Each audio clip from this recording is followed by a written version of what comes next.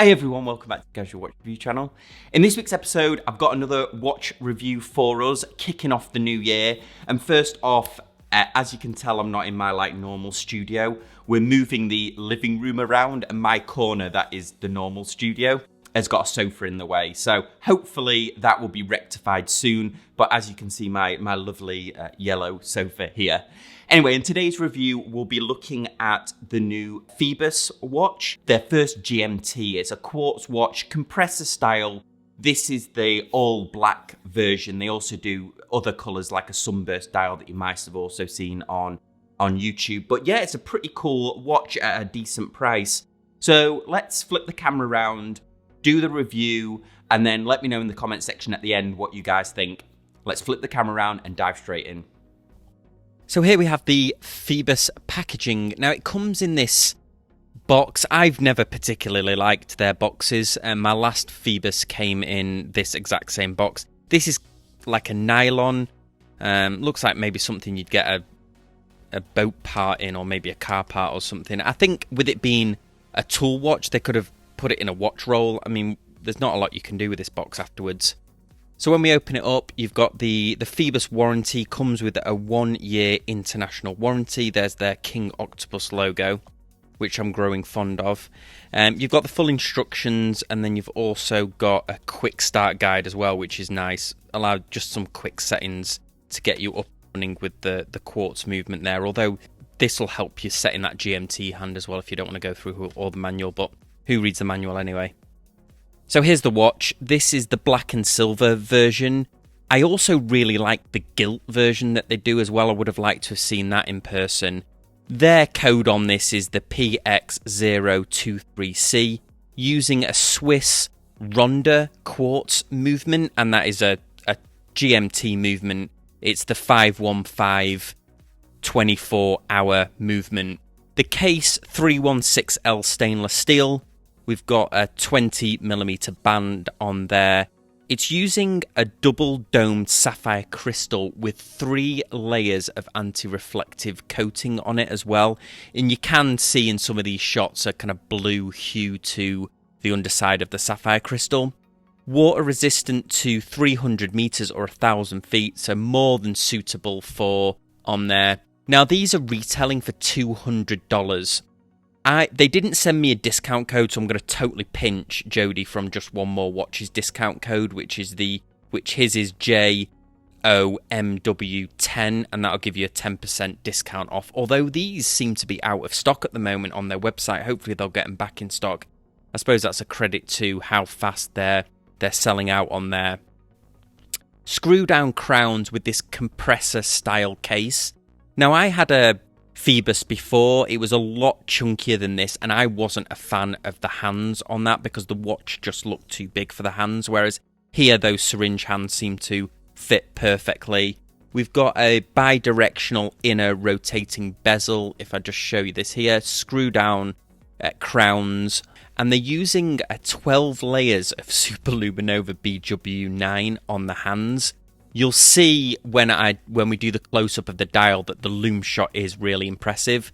Comes with a 1-year warranty, made in Hong Kong. Now let's zoom in and do a close-up on the dial. Before we get a close-up of that dial, let's go over the measurements. So we have a 41mm case, a thickness of 10.5mm, so it's thin, obviously because it's got that quartz movement in it. A 47mm lug to lug. It wears very well on my 7.2 inch wrist. I'll show you that shortly. And then a 20mm lug width, which is my personal favourite lug width. You can find many straps, NATO straps, that are all 20mm. This is one of the few watches that I haven't taken off the included strap. For regular viewers, you'll know that I usually take the included strap off and throw it on a different strap. But this one has been very so I've kept it on that. Looking now at the dial itself, we can see that it's a GMT watch. We've got the red distinctive GMT hand here, which makes 1 revolution of the dial every 24 hours. The inner rotating bezel, which is controlled by this top crown, is that 24-hour bezel, so you can move that to your desired time zones. And on the back of the case as well, we have a little helper for which time zones to select. We've got the usual Ronda quartz movement, the water resistance, and the fact that it's sapphire crystal, but also we have a little key around the outside to show you some of the cities of the world and what their time zone is, so you can quickly set the watch from that. I'm typically traveling in the US, so I would set it, 3 hours. I'm on the West Coast, so I would usually set it 3 hours ahead for the East Coast, but just for the sake of the demonstration today, I've got it set to GMT. So we've got Pacific and then GMT or London time on here. The smoothness of the rotation of the inner rotating 24-hour bezel, very smooth. It's not ratcheted, which means that it's free moving. So you could set it for also half time zones as well. I know Afghanistan's half a time zone. Some states in Australia are also half a time zone as well. This inner rotating bezel, it's sort of concaved in there as well. So it gives a real nice depth to the dial. Let me see if I can just capture that. You can sort of see the light there reflecting on that inner rotating bezel. So it gives a lot of depth to the dial, which I'm a big fan of. This is also loomed. While we're talking about the loom, it's got a fantastic loom shot.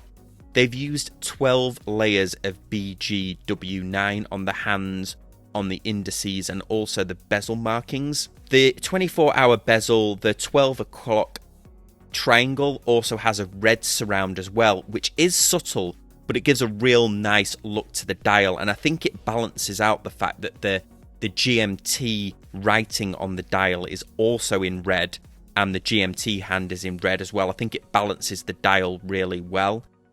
It has applied indices which are raised, so it gives it a very high quality look to the dial. The dial is a completely gloss black dial. There isn't a texture on the dial, there isn't a gradient on the dial. Silver surround around the indices, and then the double bar here at the 12 o'clock position. The second hand is falling almost perfectly on that outer track, which I know on some of the quartz watches we've been reviewing on the channel, that's not always the case.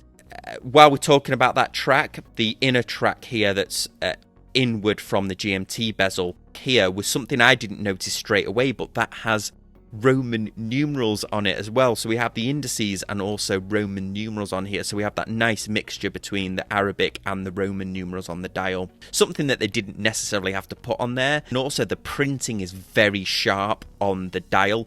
And if it wasn't, it would be a dead giveaway on those Roman numerals if it wasn't sharp. Looking at the Sapphire Crystal, it does have anti-reflective coating on here, slightly domed. And again, for Sapphire Crystal on a $200 watch, I think is fantastic. The case is all brushed, and it even looks like titanium, but it's not. It's 316L stainless steel, completely brushed, highly polished back of the case, which we had a brief look at before. Screw down case back. And then the crowns, which are screw-in crowns, have a real nice sort of knurling, almost an industrial look to them. There's a slight coin edge to the bezel here, which might look confusing, but it doesn't move. It's highly polished. It has a nice coin edge bezel to it. It has a great feeling to it, but it is a non-functional. It doesn't rotate the inner bezel. It doesn't have any other function other than purely aesthetics on here. So here we have the watch on my 7.2 inch wrist. Fits really well. It's light because it's quartz, of course.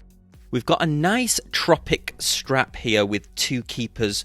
One has actually got a blocker here, so it won't go beyond there unless you really force it. So it's got an extra piece of rubber on there. They've done a good job of the tropic strap, and it's not of the same caliber as, say, an Uncle Seiko strap, but good nonetheless. And usually I take the watch, and anybody who watches the channel knows this, I take the watches off the included bands straight away. But this one I was a fan of. I've been wearing it for a couple of weeks now.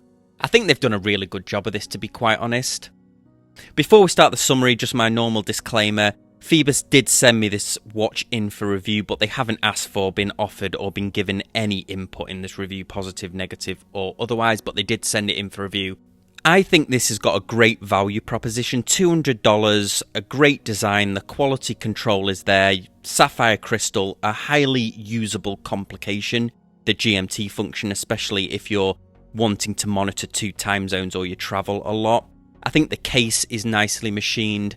The Tropic strap on here is of a good quality for one that you get free with the watch. You've got everything you need, anti-reflective coating, the loom as we showed before, absolutely fantastic.